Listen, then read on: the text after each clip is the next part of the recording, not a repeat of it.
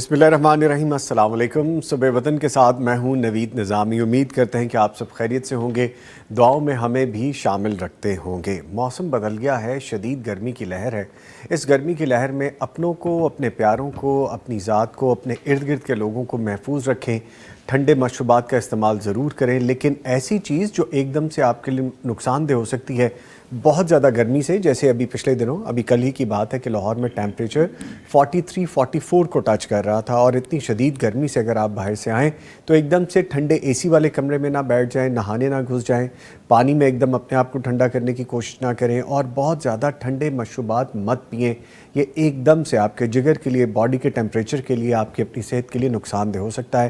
بچے، چونکہ آج کل مئی میں اب چھٹی ہونے والی ہیں، چھٹیاں جو ہماری ویکیشنز آئیں گی ان میں چند دن باقی ہیں، اور بچے ابھی بھی اسکول جا رہے ہیں، تو ہیٹ ویو سے بچیں۔ ابھی انڈیکیشن دی جا رہی تھی کچھ دن پہلے کہ ابھی یہ 25 تک شدید گرمی کی لہر آئے گی، جس سے اپنے آپ کو محفوظ رکھیں۔ تو جناب محفوظ رکھیں اپنے آپ کو۔ ایک چھوٹا سا میسج کہ گرمی میں ٹھنڈے مشروبات ضرور استعمال کریں، اپنے آپ کو ٹھنڈا رکھنے کی کوشش ضرور کریں، باڈی کو نارمل رکھنے کی کوشش کریں، لیکن ایک دم سے سرد گرم ہونے سے بھی بچیں۔ جیسے بہت زیادہ ٹھنڈے کمرے سے ایک دم باہر نیکڈ بالکل آپ آسمان کے نیچے آتے ہیں تو دوپہر کے وقت بہت شدید گرمی ہوتی ہے۔ اسی طرح سے اے سی میں سے، گاڑی میں سے نکلیں تو احتیاط کریں۔ یہ چیزیں چند ایک ضروری ہیں۔ اس کے ساتھ آپ کا اپنا پروگرام ہے صبح وطن، جس کے ساتھ ہم حاضر ہیں، اور آپ کو فارمیٹ پتہ ہے کہ تلاوت قرآن کریم سے آغاز کیا جاتا ہے، کرنے کا کام آج کا وظیفہ بتایا جاتا ہے، اور پھر آج کی کتاب کے حوالے سے بھی بتاتے ہیں، سوالات جوابات شامل کیے جاتے ہیں، اور پھر ایک موضوع ہوتا ہے جس پہ ہم بات کرتے ہیں۔ آج بڑا خوبصورت موضوع ہے جس کے بارے میں رات میں پڑھ رہا تھا، اور ایسی خوبصورت احادیث تھیں جن کو پڑھنے کے بعد یہ بات سمجھ میں آئی کہ قرآن سے جڑنے والوں کے لیے کیا نوید ہے، کیا خوشخبری ہے، اور کیا کیا نوازشات ہیں۔ اللہ تعالیٰ کس طرح سے پسند فرماتے ہیں کہ جو خوش الہانی سے، اچھے طریقے سے تلاوت قرآن کریم کرتے ہیں، خوبصورت طریقے سے قرآن کریم کی ادائیگی کرتے ہیں، اور کیا خوش بخت ہوتے ہیں وہ جن کو اللہ تعالیٰ یہ سعادتیں نصیب کرتے ہیں کہ وہ حفاظ کرام میں شامل ہو جاتے ہیں، وہ خوبصورت تلاوت کرنے والوں میں شامل ہو جاتے ہیں۔ اور آج ایسے ہی بہت سارے پیارے نونہال، بڑے خوبصورت قرآن کرام، ننھے خوش الہان خوبصورت قرآن کرام، جو آواز جن کی خوبصورت ہے، ادائیگی جن کی خوبصورت ہے، اس پہ ہم بات کریں گے۔ ان کو ہم نے مدعو کر رکھا ہے۔ معزز مہمان جو اسٹوڈیوز میں موجود ہیں، پہلے تعارف کرواؤں، ننھے سے قاری صاحب ہیں، اور قاری صاحب کا پورا گھرانہ ہی ماشاءاللہ تلاوت قرآن کریم سے جڑے ہوئے ہیں۔ ان کے ایک بھائی بھی ابھی پچھلے دنوں ہمارے پروگرام میں آئے تھے، اور آج یہ بھی شامل ہیں۔ ان کے بھائی سے بھی بات کریں گے، ان کے والد صاحب سے بھی بات کریں گے، اور ان سے بھی بات کریں گے۔ ہمارے ساتھ موجود ہیں قاری عمر سائم بن سلمان شاکر صاحب۔ قاری صاحب السلام علیکم۔ وعلیکم السلام۔ کیسے ہیں آپ؟ ٹھیک ہوں، آپ سنیں؟ الحمدللہ الحمدللہ، ماشاءاللہ میں بھی ٹھیک ہوں جی۔ قاری صاحب کے ساتھ موجود ہیں جی جانی پہچانی شخصیت، فاضل مدینہ یونیورسٹی، حدیث اور شرعی علوم کے استاد، پی ایچ ڈی اسکالر، آپ کے سوالات کے جوابات دینے والے، اور جن سے آپ خاص محبت کرتے ہیں اور یہ بھی محبت سے اس کا جواب دیتے ہیں، ہستی مسکراتی شخصیت ہیں ڈاکٹر مفتی مولانا محمد اجمل بھٹی صاحب۔ ان کو بھی خوش آمدید کہتے ہیں۔ ڈاکٹر صاحب السلام علیکم۔ وعلیکم السلام ورحمۃ اللہ۔ خیریت سے جی؟ جی الحمدللہ ماشاءاللہ۔ مجھے وہ میسج ملا جی جس میں میری ساس محترمہ، میری مدن لان کے لیے خاص طور پہ آپ نے دعا کروائی۔ اللہ تعالیٰ جی ان کی بخشش فرمائے، اللہ تعالیٰ ان کا سفر آخرت آسان فرمائے، جزاک اور اللہ آپ خیر۔ سب اہل خانہ کو صبر جمیل عطا فرمائے، آمین اور صبر پر اللہ تعالیٰ نے جو اجر کا وعدہ کیا، اللہ تعالیٰ آپ سب کو وہ اجر بھی عطا فرمائے۔ آمین آمین۔ میری پیغام ٹی وی کی صبح وطن کی پوری ٹیم جنہوں نے مجھے سپورٹ کیا، میسیجز کیے، کالز کی، اور آپ سب کا بھی شکریہ کہ آپ نے مجھے میسیجز کیے فیس بک پہ، واٹس ایپ پہ، کہ آپ نے ان کے درجات کی بلندی کے لیے۔ میری جو ساس محترمہ میری والدہ کی طرح تھی، اس دار فانی سے کوچ کر گئی ہیں، اس دنیا سے چلی گئی ہیں، اللہ تعالیٰ ان کے درجات بلند کرے۔ اور آپ سب کو بھی بہت میں تھینک یو کہنا چاہوں گا جنہوں نے مجھے دعاؤں میں یاد رکھا، اور رخصت ہونے والی میری ماں کو بھی دعاؤں میں یاد رکھا۔ ایسے دعاؤں میں یاد رکھا کریں، بہت شکریہ، تھینک یو ویری مچ۔ لے جی آگے بڑھتے ہیں، اور آج کے سپانسرز آپ کو بتاتے ہیں جن کے اشتراک سے صبح وطن پروگرام آپ تک پہنچایا جاتا ہے، اور اس میں شامل ہیں Darussalam international, Salwa banaspati and cooking oil, Naimat banaspati and cooking oil, Hussain Habib trading private limited. ان تمام کے اشتراک سے صبح وطن کا پروگرام آپ تک پہنچایا جاتا ہے، اور یہ تمام سپانسرز ہمارے ساتھ آج بھی شامل ہیں جو آپ اپنی ٹی وی اسکرین پہ اس وقت دیکھ رہے ہیں۔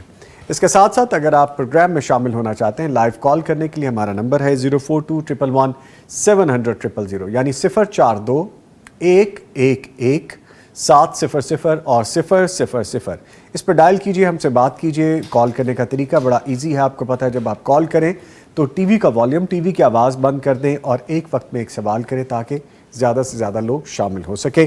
ہمارا واٹس ایپ نمبر بھی جو ہم نے خاص طور پہ آپ کے لیے ایشو کر رکھا ہے وہ نمبر ہے 0321565200، یعنی 0321565200۔ اس پہ آپ ڈائل نہیں کریں گے، کال نہیں کریں گے، اس پہ آپ اپنا آڈیو اور ریٹن میسج ہمیں بھیج سکتے ہیں، چاہے وہ جادو جنات کے حوالے سے ہو، خوابوں کی تعبیر کے حوالے سے ہو، شرعی سوالات کے حوالے سے ہو، یا اپنی کسی رائے کے بارے میں آپ نے آگاہ کرنا ہو۔ یہ نمبر بھی آپ کے لیے حاضر ہے۔ جلدی سے چلتے ہیں قاری صاحب کی جانب، اور قاری صاحب کو کہتے ہیں تلاوت قرآن کریم سے آغاز کریں۔ قاری صاحب پھر آگے بڑھتے ہیں۔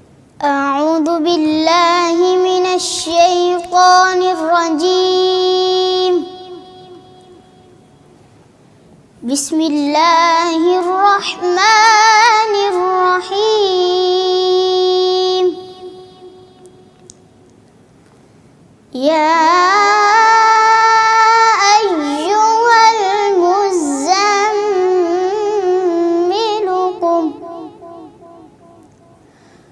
قم الليل إلا قليلا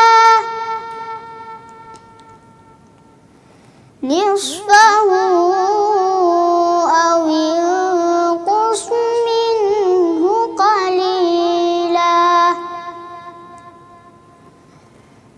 أو زد عليه ورتل القرآن ترتيلا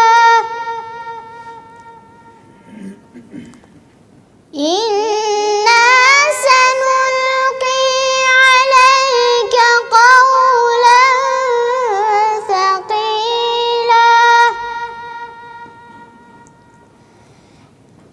إن ناشئة الليل هي أشد وطئا وأقوم قيلا إن لك في النهار سبحا طويلا واذكر اسم ربك وتبتل إليه تبتيلا رب المشرق والمغرب لا إله إلا هو لا إله إلا هو فاتخذه وكيلا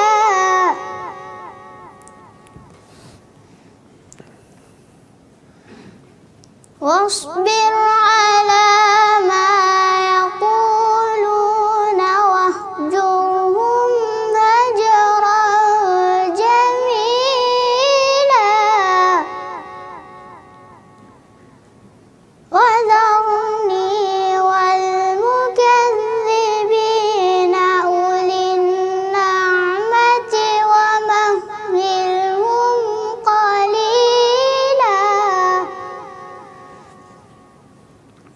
إن لدينا أنكالا وجحيما وطعاما ذا غصة وعذابا أليما يوم ترجف الأرض والجبال وكانت الجبال كثيبا مهيلا صدق الله العظيم۔ ماشاءاللہ، سبحان اللہ، جزاک اللہ۔ قاری صاحب اللہ تعالیٰ آپ کو بہت عزتوں سے نوازے، اللہ تعالیٰ آپ کو خوب صحت مند کرے، خوب ترقی کریں، خوب روشن کرے اپنے والدین کا نام، اور اپنے والدین کے لیے آپ ٹھنڈک اور راحت کا سامان بن جائیں. ایسے خوبصورت پڑھتے رہیں گے. اور بڑی صاحب بلکہ لگتا ہے کہ ماشاءاللہ جیسے قاری صاحب ابھی سے پڑھ رہے ہیں تو آگے تو ماشاءاللہ بڑا خوبصورت اور انداز نکھرتا جائے گا. الحمدللہ. ماشاءاللہ ماشاءاللہ. بڑی صاحب خلاصہ بیان کیجیے. بسم اللہ الرحمن الرحیم. الحمدللہ رب العالمین والصلاة والسلام علی اشرف الانبیاء والمرسلین. اما بعد. نامی بھائی قاری صاحب نے سورہ المزمل کی تلاوت کی ہے. اس میں اللہ رب العزت نے سب سے پہلی چیز جو کی نا وہ اپنے محبوب اپنے خلیل محمد الرسول اللہ صلی اللہ علیہ وسلم کو ارشاد فرمائی کہ میرے محبوب دن کے ٹائم تو آپ کی مصروفیات ہی بہت ہیں جی. عالمی بھی ہیں، اندرونی ملک کی بھی ہیں، معاشی بھی ہیں، معاشرتی بھی ہیں، خاندانی بھی ہیں، بے شمار مصروفیات ہیں. تو اپنے رب کی نعمتوں کا شکر ادا کرنے کے لیے آپ تہجد پڑھا کریں. رات کو زیادہ حصہ اٹھ کر اپنے رب کے سامنے سجدہ ریز ہوا کریں. جی. تو یہ جو تہجد کی آپ نے باقاعدہ اس صورت میں اللہ تعالیٰ نے آپ کو تلقین کی. اللہ کے نبی صلی اللہ علیہ وسلم فرماتے ہیں شرف المؤمن قیامہ باللیل. مومن کا شرف مقام اور مرتبہ ہے ہی یہ کہ وہ اپنے رب کے سامنے سجدہ ریز ہو جائے. سبحان اللہ. تو اللہ تعالیٰ ہم سب کو بھی اس کی توفیق عطا فرمائے. آمین. تو اللہ کے نبی صلی اللہ علیہ وسلم نے اس خاندان کے لیے دعا کی ہے. وہ خاندان جس میں رات کے وقت خامد اٹھتا ہے، دیکھتا ہے کہ بیوی سوئی ہوئی ہے تو اس کو پیار سے جگاتا ہے کہ تو بھی اٹھ کر رب کا شکر ادا کر لے. نہیں اٹھتی تو پانی کے ہلکے سے چھڑکے مار کے اس کی نیند خراب کر دیتا ہے کہ اٹھے گی اب تو. اسی طرح بیوی بھی اس کو اٹھاتی ہے. اگر وہ تھکا ہوا اٹھنے سے انکار کرے تو پانی کے چھڑکا کر کے اس کو اٹھا دیتی ہے. تو آپ نے فرمایا رحم اللہ رجلا قام من اللیل فصلی. اللہ اس مرد پر اپنی رحمت نازل فرمایا جو رات کو اٹھ کے تہجد پڑھتا ہے. سبحان. ورحم اللہ امرأۃ قامت من اللیل فصلت. اور اللہ اس عورت پر بھی رحمت نازل فرمایا جو رات کو اٹھ کر تہجد پڑھتی ہے اور اپنے خاوند کو بھی جگاتی ہے. تو اللہ کے نبی صلی اللہ علیہ وسلم تو اتنی طویل تہجد پڑھتے تھے کہ آپ کے پاؤں مبارک سوج گئے. تو اماں جی عائشہ نے کہا اللہ کے نبی آپ اتنی محنت کیوں کرتے ہیں؟ تو آپ نے فرمایا افلا اکون عبدا شکورا، کہ ہم اپنے رب کا شکر گزار نہ بنوں. اس نے اتنی نعمتیں دی ہیں اور کل قیامت کو جو انعامات دینے ہیں وہ تو ان گنت ہیں. تو میں ان انعامات پر اپنے رب کا شکر ادا کرتا ہوں. تو یہ تہجد جو ہے یہ مومن کے لیے شرف بھی ہے، اس کے لیے فضیلت کا باعث بھی ہے اور اللہ کے شکر گزاری کا ایک شاندار ذریعہ بھی ہے. تو اس صورت کے شروع میں بھی اور آخر میں بھی اللہ تعالیٰ نے تہجد کی طرف خصوصی توجہ دلائی ہے کہ اللہ کے انعامات لینے ہیں، اس کی رحمتیں سمیٹنی ہیں تو تہجد پڑھا کریں. اللہ تعالیٰ ہم سب کو توفیق دے. آمین. اچھا جیسا بڑی صاحب نے ابھی فرمایا نا، میں اپنا ایک ذاتی مشاہدہ بتاتا ہوں. ایک دو دفعہ میں نے ایسے ہی دیکھنے کے لیے کہ دیکھیں جو کہا گیا ہے اس میں تو حرف آخر ہے، کوئی دو رائے ہے ہی نہیں کہ آپ اس وقت اٹھ کے نماز پڑھ کے مانگے نا اللہ سے تو وہ دیتے ہیں اللہ تعالیٰ آپ کو، بالکل دیتے ہیں. تو میں نے اسی نیت سے اٹھ کے ایک آدھ مرتبہ اس طرح کر کے دیکھا بٹی صاحب سبحان اللہ. جو مانگا وہ مل گیا، جو مانگا ہے جو چاہا ہے جو کہا ہے وہ مل گیا. اللہ اکبر کبیر. وہ مالک بڑا ہی مہربان، ماشاءاللہ. بہت مہربان. یہ وہ کہتے ہیں نا کہ ہمیں کوئی ایسا وظیفہ بتا دیں. میرا آزمودہ جو وظیفہ ہے وہ تو میں نے یہ کر کے دیکھا ہے کہ اللہ کے حضور آپ اس وقت کھڑے ہوں جب دنیا خواب خرگوش کے مزے لے رہی ہوتی ہے، جب ٹھنڈے اے سی میں دل کرتا ہے کہ اٹھے نہ بس سوئے رہیں، یا گرم بستر میں سردی میں دل کر رہا ہوتا ہے کہ پانی میں ہاتھ نہ ڈالیں. آپ یقین کیجئے آپ کبھی کر کے دیکھیں، تہجد کی نماز پڑھیں، آپ فجر کی نماز پڑھیں اور اللہ سے مانگے نا، ہاتھ اٹھائے نا، تو اللہ تعالیٰ تو نزدیک آئے ہوتے ہیں اس وقت مزید کہ ہے کوئی مانگنے والا. ویسے تو اللہ تعالیٰ شارک سے بھی زیادہ قریب ہے لیکن کہا جا رہا ہوتا ہے کہ ہے کوئی مانگنے. تو ایک کر کے دیکھیے آپ. لے جی آج کی کتاب بتا دیتے ہیں پھر انشاءاللہ آگے مزید بڑھتے ہیں اور باتیں کرتے ہیں. لے جی آج کی کتاب کے حوالے سے آپ کو بتا دیتے ہیں. خوبصورت اور میرا بڑا فیوریٹ یہ کلر ہے پرپل جس کا یہ ٹائٹل ہے اور میرے پسندیدہ ترین رنگوں میں سے رنگ ہے. اور یہ دیکھیے اس میں گرین اور بڑا خوبصورت ٹائٹل مجھے اس کا لگا. یہ بھی ہم آپ کو کلوز اپ کر کے دکھائیں گے. یہ دیکھیں فلیشی بھی ہے اور بڑا خوبصورت. آفتاب نبوت کی سنہری شعائیں یہ کتاب ہے جی. اور سیرت سرور عالم صلی اللہ علیہ وآلہ وسلم کے درخشاں پہلو ہیں جی. اس میں مکان اور ایوان ہر جگہ روشنی کی ضرورت ہے. رویے لہجے اور الفاظ بتاتے ہیں کہ نرمی کی ضرورت ہے، جو ہم اکھڑے رہتے ہیں اور ہر ایک کے ساتھ ہم نرمی سے بات نہیں کر پاتے. ترقیاں، حالات اور بین الاقوامی تعلقات بتاتے ہیں کہ روئے زمین پر بسنے والے ایک رہبر کو ہم ترس رہے ہیں، کیونکہ ہم نے ان تعلیمات کو چھوڑ دیا ہے. ہمیں جو سکھایا گیا تھا, جو عمل کر کے بتایا گیا تھا نبی مکرم صلی اللہ علیہ وآلہ وسلم کی طرز زندگی میں, ان کے رہن سہن میں, ان کے احکامات میں, ان کے اعمال میں, ہم ان سے دور ہو چکے ہیں. ایسے حالات میں قافلہ انسانیت کے لیے سالار محمد مصطفیٰ صلی اللہ علیہ وآلہ وسلم کی سیرت مبارکہ کی روشنی ہر جگہ عام کی جائے. دنیا بھر میں نبی مکرم صلی اللہ علیہ وآلہ وسلم کی سیرت مبارکہ پہ باقاعدہ ٹرانسلیشن کر کے اس پہ عمل کیا جاتا ہے. قرآن کریم کی ٹرانسلیشن کر کے, چاہے وہ کوئی بھی ملک ہو, کوئی بھی زبان ہو, اس کی ٹرانسلیشن کر کے اس پہ عمل کیا جاتا ہے, چاہے وہ کسی بھی مذہب سے تعلق رکھتے ہوں لوگ. اسی طرح اس کتاب کا مواد اور انداز بہت دلچسپ ہے اسٹوڈنٹس, اور جو پڑھنے لکھنے والے افراد بھی بڑی آسانی سے سیرت سمجھ سکتے ہیں. کتاب کے ٹائٹل کے ساتھ ساتھ کتاب کے اندر بھی اگر آپ دیکھیں تو بڑی خوبصورت انداز سے, وائٹ ہے تو اس لیے پراپر نظر نہیں آ سکے گا, لیکن اس کے ٹائٹل بڑے خوبصورت ہیں, جو کلر کمبینیشن ہے وہ بڑا خوبصورت ہے, پرنٹنگ بڑی زبردست ہے. یہ دیکھیے گا, یہ دیکھیں کوالٹی ورک ہے جی کتاب میں. ویسے بھی اگر ہم دیکھیں تو یہ کتاب اگر آپ حاصل کرنا چاہتے ہیں تو دارالسلام کی تمام آؤٹ لیٹس, تمام شو رومز پہ دستیاب ہے. فزیکلی آپ کو وہاں پہ اویلیبل ہوگی, اور اگر آپ اس کو آن لائن آرڈر کرنا چاہتے ہیں تو darussalam.pk پہ جائیے, آرڈر پلیس کیجئے, اور یہ کتاب آپ کو مل سکتی ہے. مسلم لائبریری میں ایک اور اضافہ, اور انشاءاللہ میری لائبریری میں بھی یہ کتاب آج اضافے کا باعث بنے گی, اور مجھے سیکھنے کو بھی بہت کچھ اس سے ملے گا انشاءاللہ تعالی.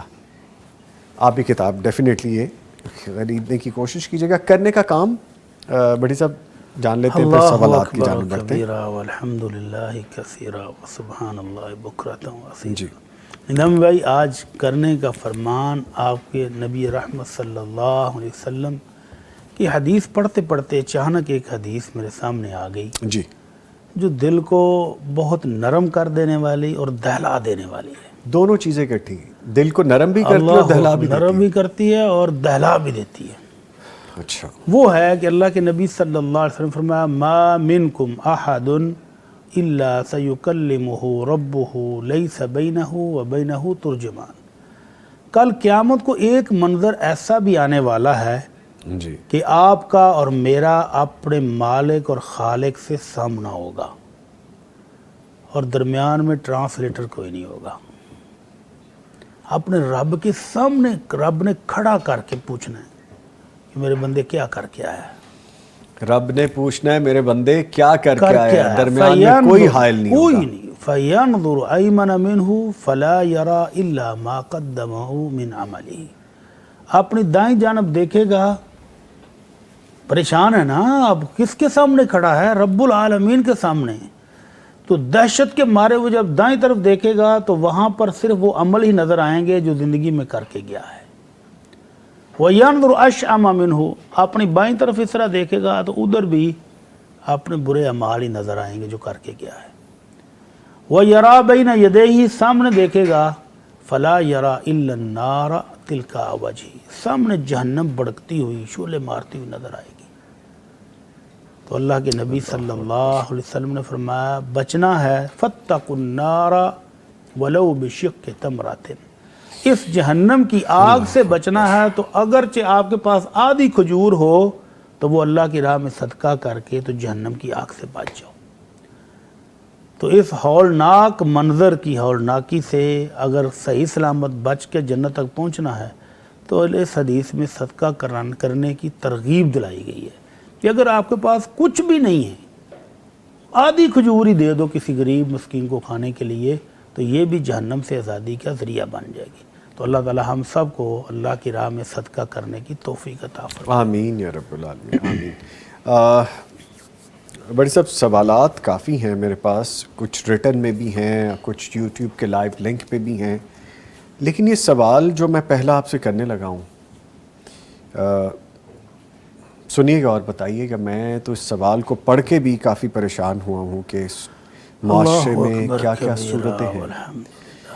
بہرحال اگر کسی کی اصلاح اس سوال کی صورت میں ہوتی ہے, اور بہت سارے لوگ ڈیفینیٹلی ایسے کسی فیز سے گزرے ہوں گے, بہت سارے لوگ کوشش بھی نہیں کرتے, انکریج نہیں, ہمت نہیں ہو پاتی کہ ایسی چیز پوچھ سکے, لیکن اگر آپ پوچھ لیتے ہیں تو بہت سوں کا بھلا بھی ہو سکتا ہے.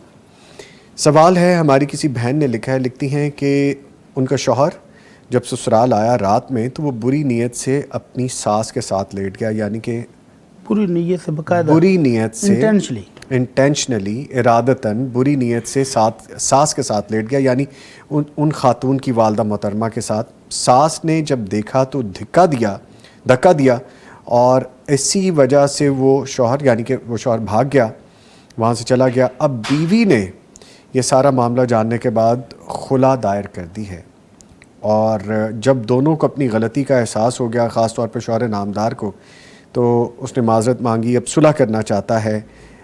بیوی بھی چاہتی ہے کہ گھر بسا رہے، کیونکہ پہلے تو ناراضگی میں ڈیفینیٹلی وہ بہن وی کین انڈرسٹینڈ شوق ہو گئی ہوں گی نا، شوق ہو گئی ہوں گی یہ کیا ہوا ہے، ہم پڑھ کے یہ ہو رہے ہیں تو ڈیفینیٹلی ان پہ کیا گزری ہوگی، ان ماں پہ کیا گزری ہوگی۔ لیکن لوگ اب یہ کہتے ہیں کہ یہ صلح نہیں ہو سکتی، یہ رشتہ حرام ہو چکا ہے، تو مفتی صاحب رہنمائی فرما دیجئے اس کا حل کیا ہوگا؟ انا للہ و انا الیہ راجعون، اسلامی تعلیمات سے دوری، اور یہ اس کا رزلٹ ہے۔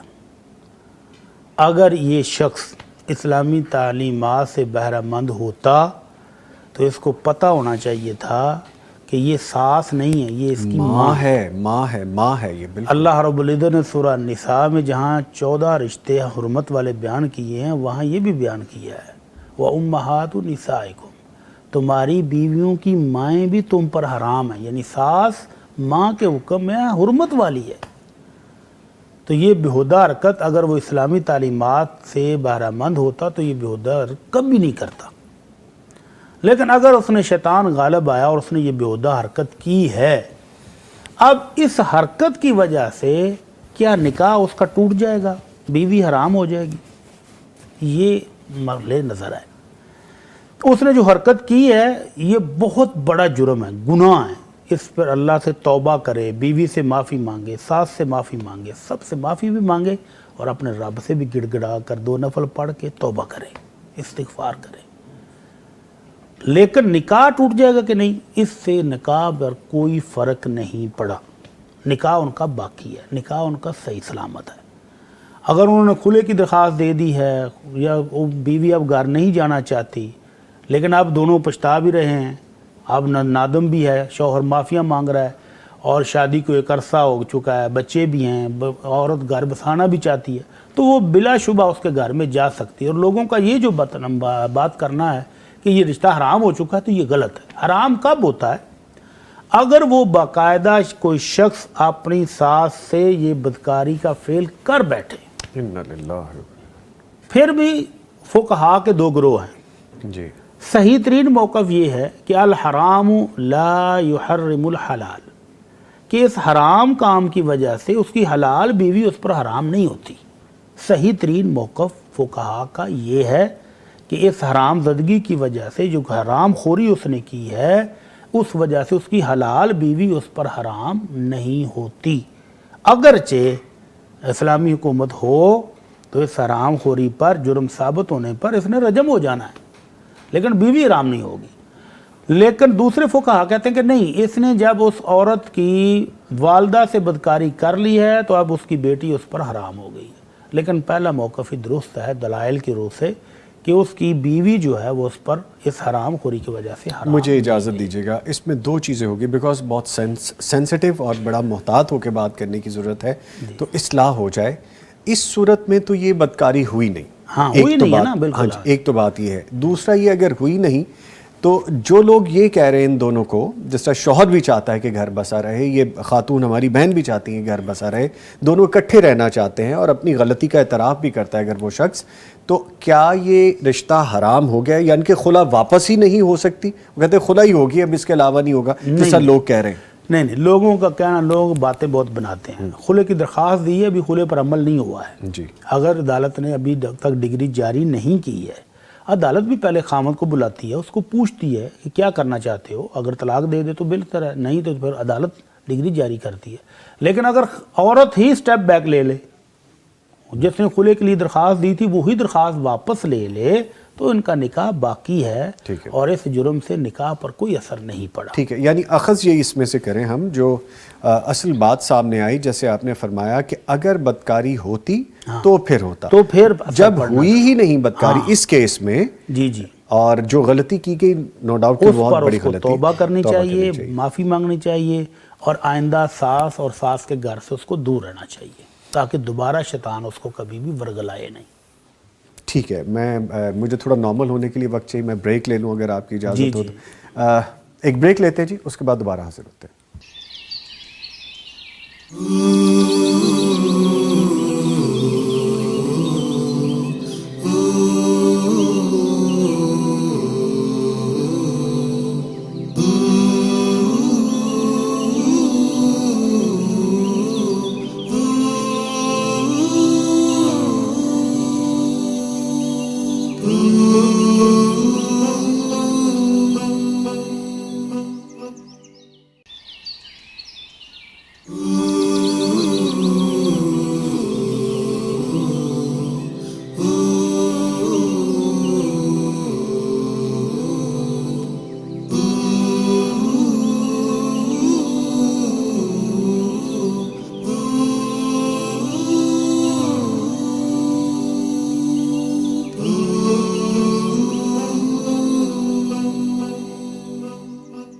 کچھ سوالات اور شامل کرتے ہیں۔ بڑی صاحب، سوال ایک اور ہے جو ریٹن صورت میں ہمارے پاس موجود ہے۔ میاں بیوی عمرے پہ گئے ہیں اور ان کی پہلے سے ایک 4 سالہ بیٹی موجود ہے، اس کے بعد اولاد نہیں ہوئی۔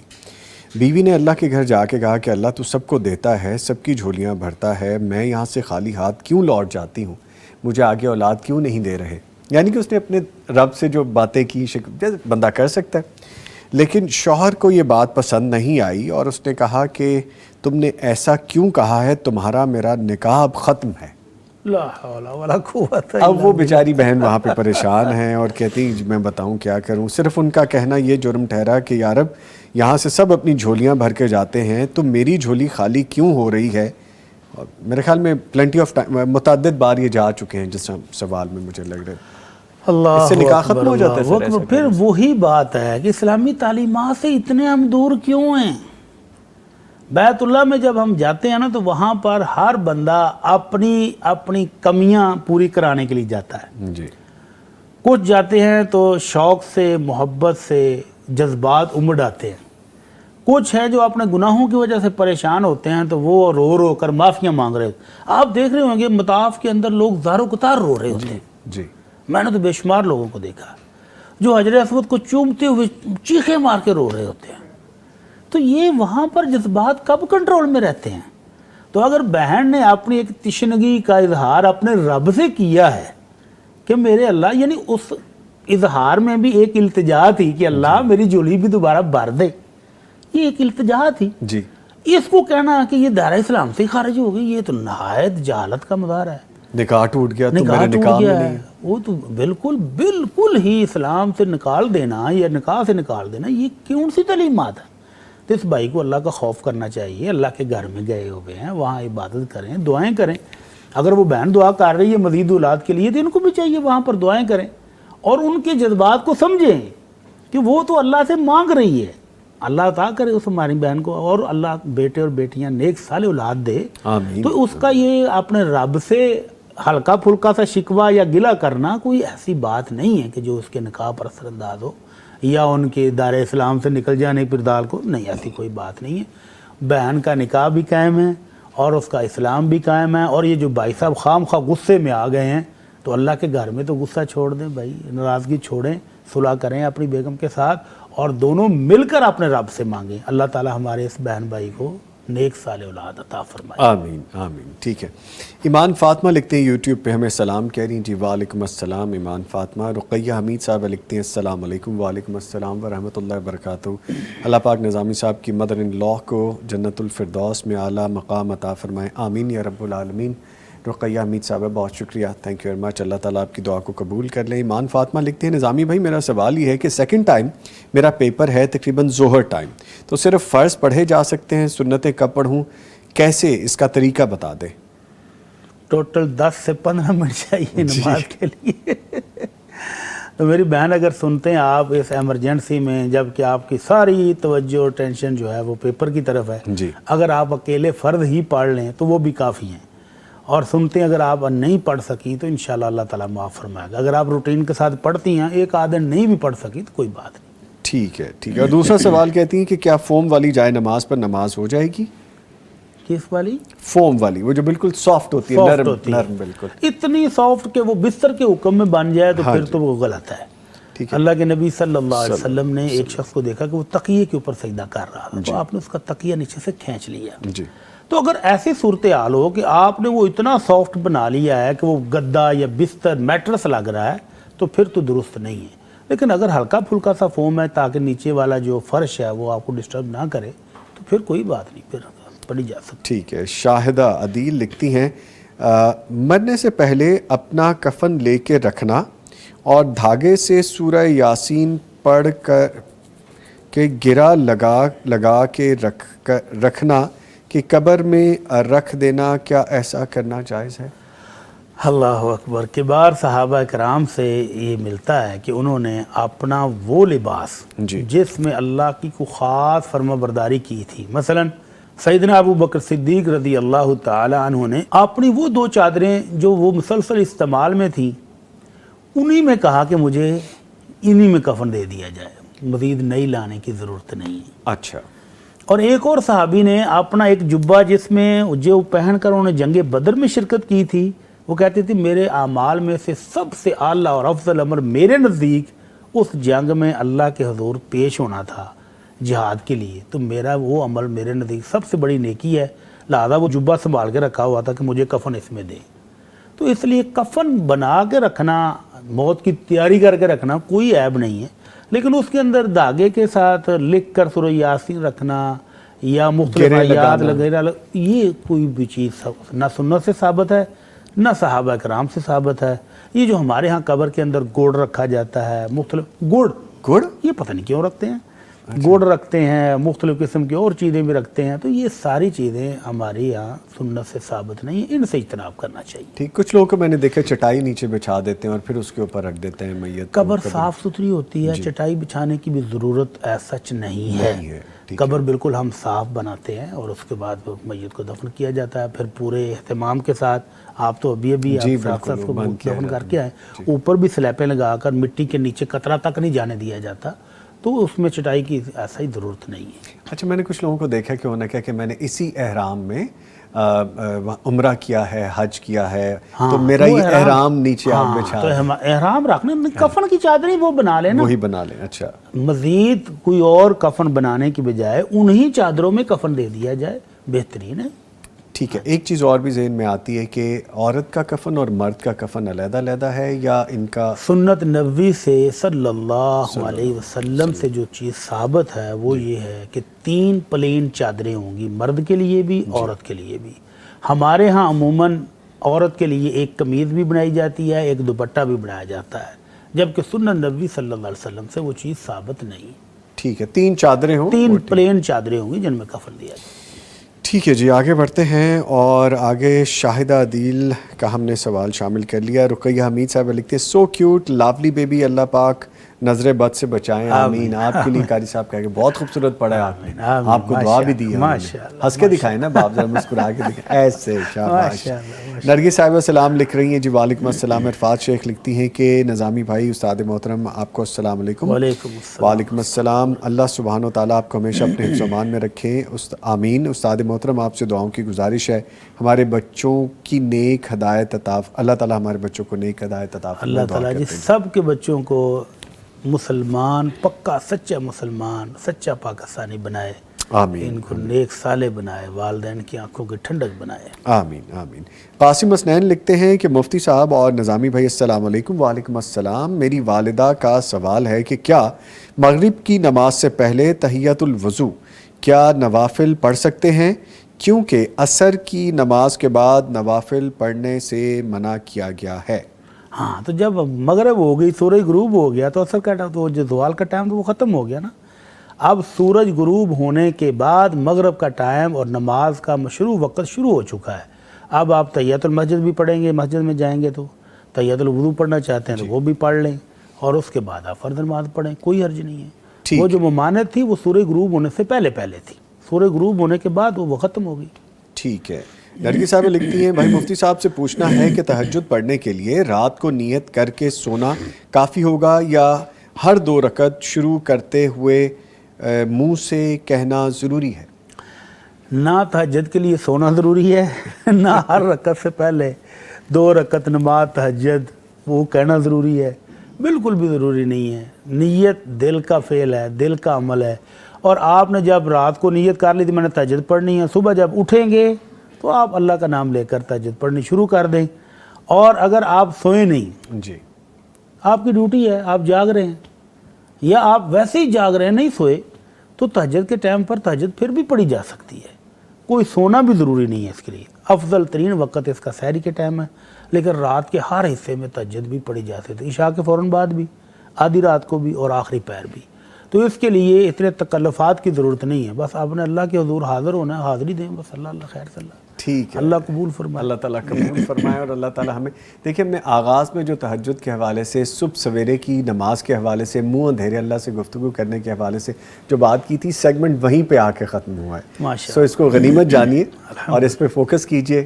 ہم بھی کوشش کرتے ہیں، آپ بھی کوشش کیا کریں کہ صبح سویرے کی نماز جو صرف آپ کے اور اللہ کے درمیان ہو، جو کوئی دیکھنے والا نہ ہو، جب صرف آپ اپنے رب سے سرگوشیاں کرتے ہیں، تب نماز ادا کیا کریں اور تب مانگ لیا کریں جو آپ کا مانگنے کو دل کرے۔ اس کے ساتھ ہی میں بہت شکریہ ادا کروں گا اپنے معزز مہمانوں کا، قاری عمر سائم بن سلمان شاکر صاحب، چھوٹے سے ہیں لیکن نام اتنا بڑا سا ہے، کسی دن انشاءاللہ یہ خود بھی بڑے سے ہو جائیں گے۔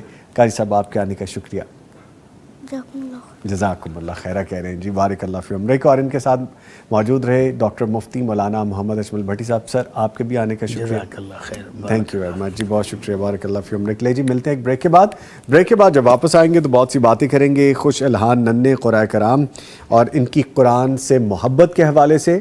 سیگمنٹ مس مت کیجیے گا، یہ چھوٹے چھوٹے پیارے پیارے ننھے مہمان ہمیں بہت کچھ سکھا بھی دیں گے۔ ملتے ہیں ایک بریک کے بعد۔